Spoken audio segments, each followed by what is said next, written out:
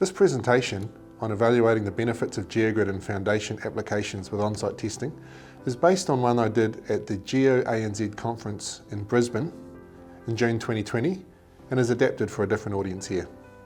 One of the key challenges we face in getting geosynthetics more accepted in the industry is to take them from being used only on keynote projects and to daily use on smaller projects, everyday projects. The real challenge there is to help the design engineers to quantify the benefits of the geosynthetic and stabilisation application. In the geosynthetics industry, we're blessed with a large amount of research and testing data that we can use. All the major suppliers have provided a significant amount of research and data, and there's a lot of academics and universities that have also done field testing and laboratory testing. Out of this, we have literally thousands of test reports and white papers we can use. But the challenge is being able to apply those in a usable and repeatable way on your construction site. So what are the barriers to geosynthetic stabilisation in a foundation application? Well, one of the barriers is the overuse of rule of thumb processes. Things like what we've been saying for many, many years, that if you put down a geotextile, you can reduce your aggregate layer by a third. Things like that. A lot of them are actually very accurate and they're based on specific test data, but they're not generally good enough for a design engineer to use to actually sign off on a project. The other thing is the lack of understanding of the actual engineering functions. Quite often we hear things like, well look, I know it works, but I'm not quite sure why, and therefore I don't want to change anything. And we just want to show how there are specific engineering functions that are at play. The other thing is the challenge of applying field and lab tests into real life situation. So a lot of the test data that's been done is in a laboratory or in a large scale field test. Now when we test a geosynthetic in a foundation application, there are so many variables that come into play. There's the type of subgrade that is used, the moisture content of that subgrade, the type of geosynthetic that's used, how the geosynthetic is placed, whether or not there's separation as well as the stabilisation and reinforcement. There's the type of aggregate we use for the base course layer, the particle size distribution of it, the moisture content of it, the angularity of that aggregate, the thickness of that aggregate, the compaction and compaction monitoring of that aggregate layer. All these things affect the outcome. And if we can't replicate them all exactly on your specific project site, then the results from that test are a challenge to actually apply. The other thing is the speed and accuracy of the test methods we have available may not be quite appreciated by the market because they have developed so much in recent years.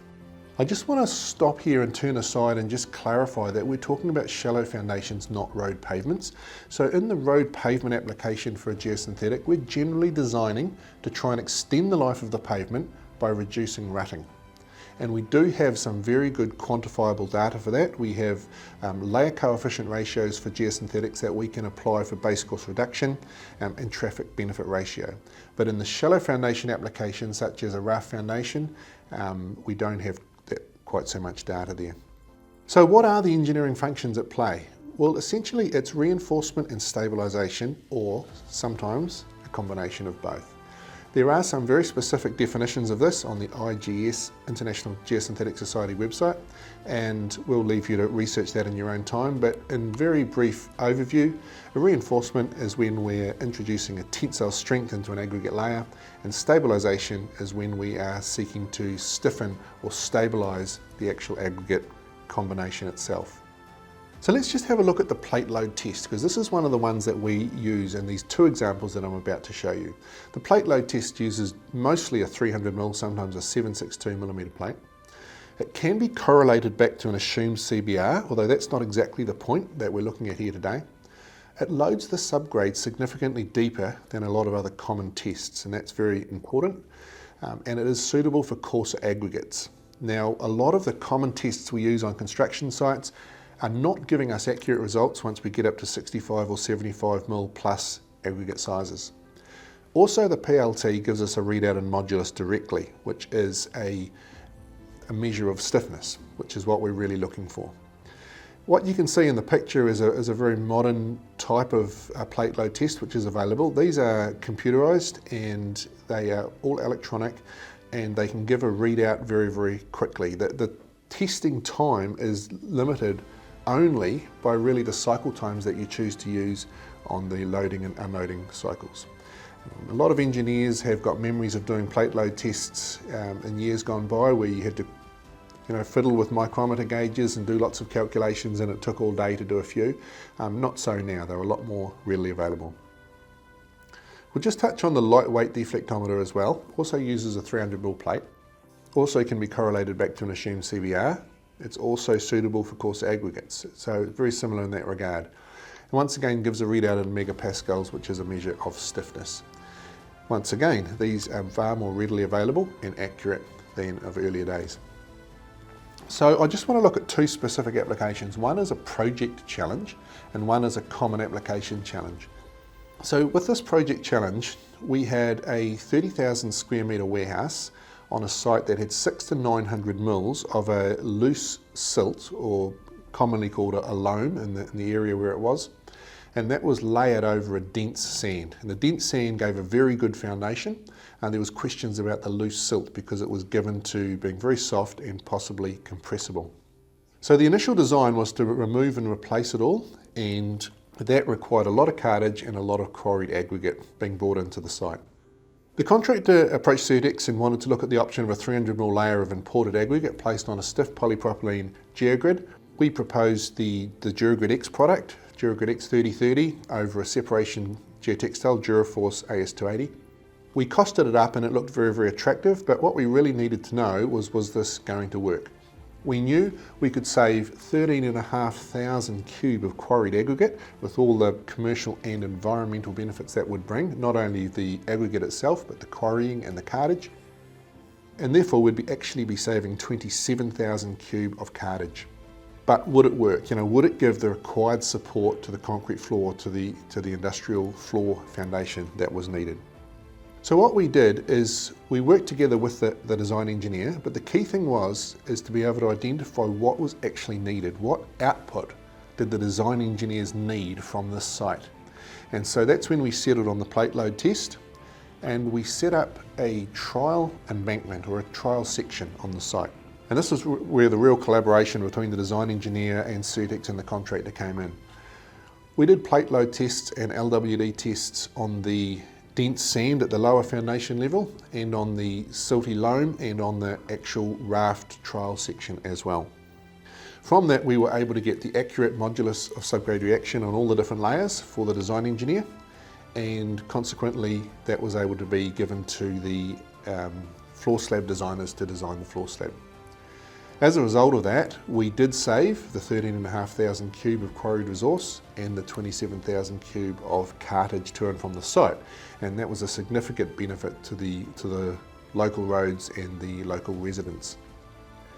Also substantial cost savings. The actual final amount is commercially sensitive, but you can put a few numbers around those cubes and you can see massive savings on a site. The key thing here is that saving money on a site with geosynthetics is not a new thing. We've been doing it for decades, but actually being able to quantify it on a smaller site, this is just a commercial development, the kind of thing that's happening all day, every day, right through the country. And we had the printouts from the PLT test, and you can see there on the screen there, we've got the gravel raft at the top. There was the final solution, giving a stiffness value of 35, and down the very bottom you can see the silty sand at foundation level was giving 37, so very, very close to the same actual foundation stiffness, and we left a lot of the existing material in situ. We just got some layer work graphics there from the design engineer, just showing the different layers, the different tests we did, and I've just put them together in this graphic here, which is a lot easier to kind of read. On the right hand side there we see the actual site testing that was done and the values that we were getting from the commonly used dynamic cone penetrometer and Klieghammer.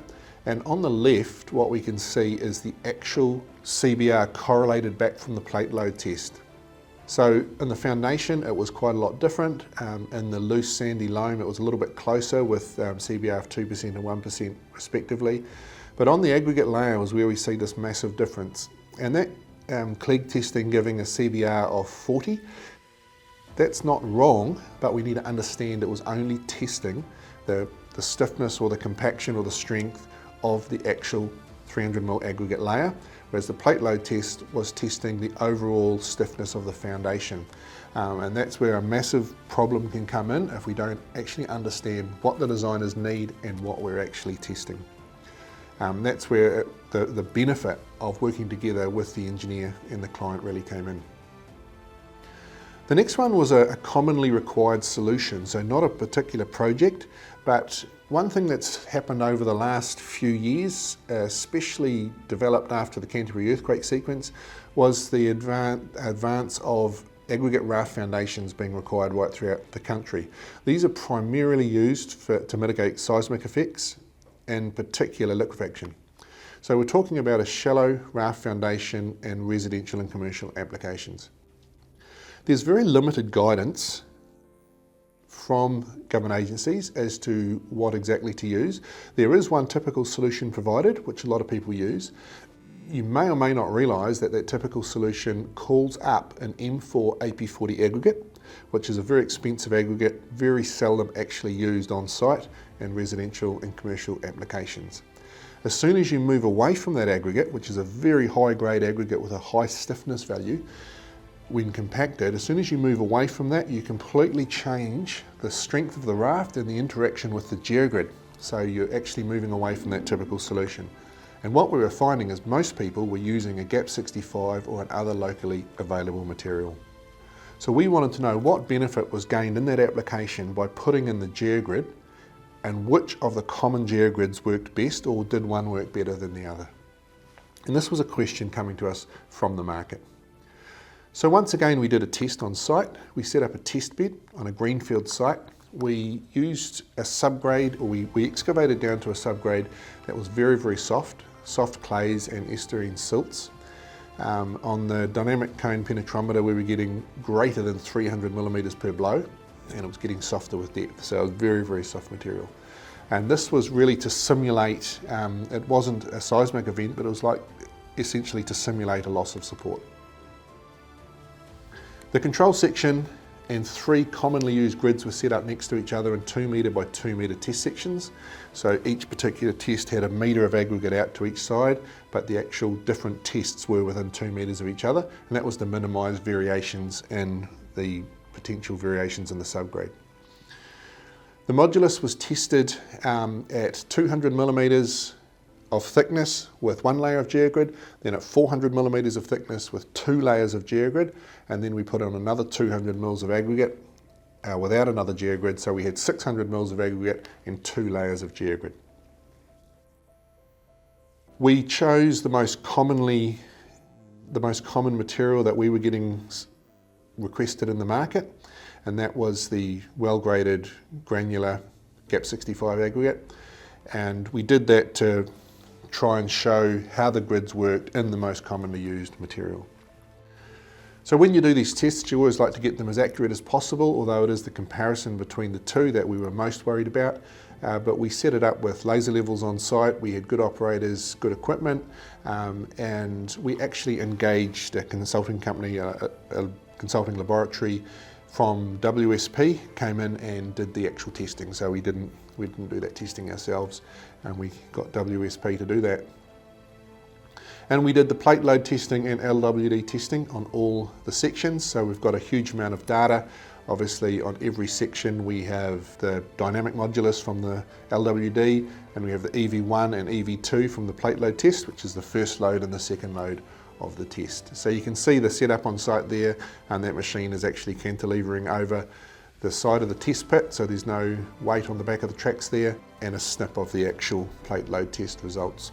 So what did we find out from this? Well, we were able to actually quantify the benefit of using a geogrid in this application between a control section and a 400 and 600 mil raft foundation. And we're able to get a comparison between the commonly used grids in the market, the ones that you see coming through all the time on the tender documents. And we're able to give some certainty to engineers and contractors as to what could be used. So looking at the results here on the screen, so those blue bars, they are the EV1 results. So those are the results on the control section and the 3 geogrids from the first loading of the plate load test. And the orange bars are from the second loading, or that's what we call the EV2 result. And the most interesting thing there was that if we look at the EV1, which is the one most commonly used to correlate back to a CBR, if we're doing that, and the minimum improvement of any of the products was 30% increase in stiffness by putting in the geosynthetic. So it ties up very closely with other market research and gave us confidence that we were doing it right. The EV2, which is the second loading, once a certain amount of pressure had already been applied and released, gave a minimum improvement of 25%, which is still very, very significant. And we're able to get a clear measurable increase in stiffness on all three samples. So the first one on the left there was the trial section with no Geogrid, and the second one, which we're calling sample 1, that was the TX160 product, the triangular one, and we did that because we see, we get a lot of requests coming through for that because it was used in the government trials. However, as we said, those trials did call up an AP40 aggregate, which is seldom used. The sample 2 there is the Geogrid X 2020 product, and the sample 3 is the Geogrid X 3030 product. And this is another look at the data from a different perspective, just to give an idea of the increase. So this is with the Geogrid X product and looking at the actual increase in modulus of subgrade reaction as you go up the layers. So we had a K stiffness of 2 on the subgrade, and in reality that even wasn't very accurate because it was too soft to measure. And then with the 200 mils we went up to 14, then up to 18, and then up to 42. So you can see that the biggest jump is when we're getting further away from the subgrade, and that makes sense because with the plate load test and this level of testing, we are actually loading down through those initial layers and into the soft subgrade. So while we're getting a big increase from having the Geogrid there, the single biggest increase is by getting thick enough to take those effects out of the subgrade in combination with the Geogrid. So in summary, the benefit of a Geogrid in a pavement or a foundation application will be reinforcement, which is adding strength, or stabilisation, which is adding stiffness, or a combination of both. These benefits are not magic. They do not need to be hidden behind a black box. They're engineering functions, and they can be measured and they can be compared, in a lot of cases a lot more simply and cheaply than we think. And a typical solution and a project-specific solution can be accurately and cost-effectively measured for modulus, and an example of each of those has been presented today.